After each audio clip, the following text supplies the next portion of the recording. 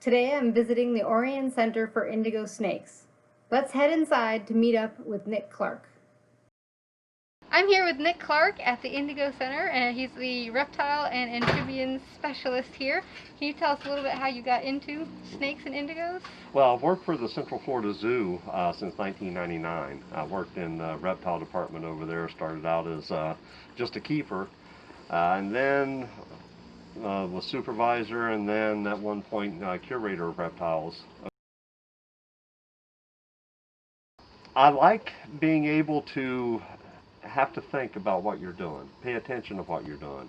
One of the things I've always said about animals, because I do work with a lot of venomous as well, is they keep you honest. Mm-hmm. You know, you have to pay attention to what you're doing, and you have to pay attention to them. But you have an animal that can lay in the same place for 2 weeks.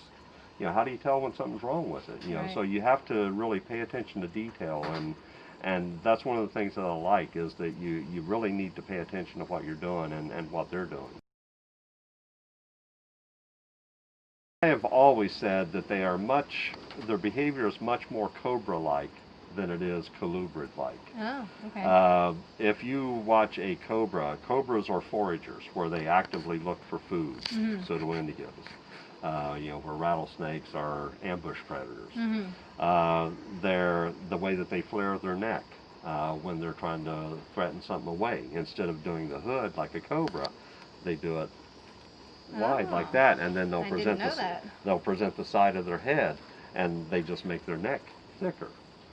You know, they bite and chew like some cobras will do, but just the way that they hunt and watch reminds me more of cobras than it does of a rat snake, for example. Right.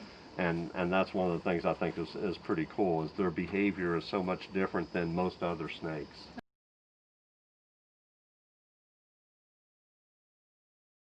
Actually, one of their favorite things to eat is copperheads in the northern part of the range. Obviously, we don't have them here.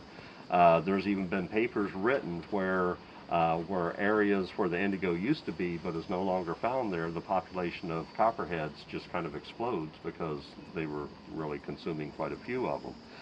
They do have an immunity or a very high resistance to rattlesnake venom. They can be bitten several times.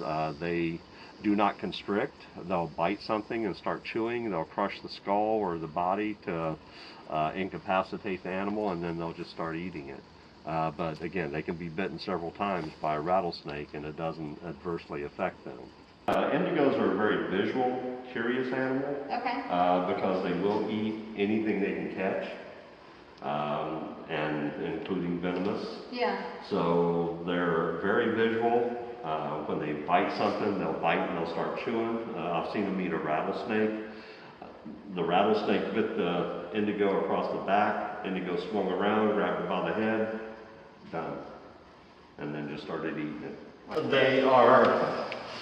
They do lay eggs. Okay. So they are ovoviviparous.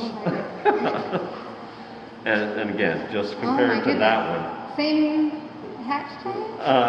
This one hatched is a little bit later, but this one started out at 17 grams. Oh, wow.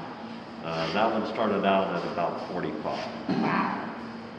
So yeah, just, you know, a lot smaller, but again, even these guys. One of the things that we found out with the twins, and I thought this was really cool too, is most of these guys had about a 75% growth rate their first year. The ones that were small like this had like 180% growth rate.